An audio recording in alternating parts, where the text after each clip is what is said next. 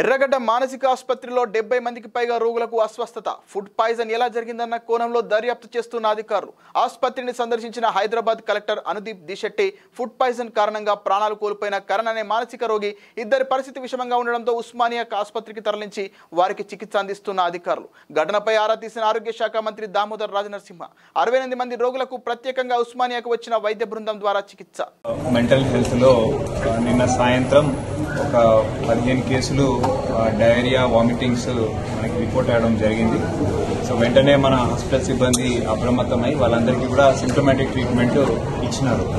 అయితే ఇవాళ పొద్దున్న 5:30కు ఒక పేషెంట్ కరణ్ అనే అతను ఇక్కడ మనకు అడ్మిట్ అయ్యిండు. అతను మెంటల్ ఇష్యూస్ వల్ల అడ్మిట్ అయిన పేషెంట్ మార్నింగ్ కొంచెం ఎటువంటి చలనం లేకుండా పడిపోయి ఉండడము అక్కడ డ్యూటీ డాక్టర్ అక్కడ నర్సు చూసి ఇమీడియట్ గా డ్యూటీ డాక్టర్ అలర్ట్ చేస్తే డ్యూటీ డాక్టర్ వచ్చి ఇమీడియట్ గా చెక్ చేస్తే అతని వైటల్స్ కూడా అప్పటికే ఎటువంటి స్పందన లేకపోయేసరికి అతన్ని సిపిఆర్ ద్వారా కూడా చేయడం జరిగింది. అయినా కూడా అతను రెస్పాండ్ కాలేదు. దాని తర్వాత ఇమీడియట్ గా హాస్పిటల్ కి షిఫ్ట్ చేసినాం ఉస్మానియాకి. ఈ వాజ్ అప్పటికే చనిపోయినట్లు కూడా నిర్ధారణ చేసిండ్రు.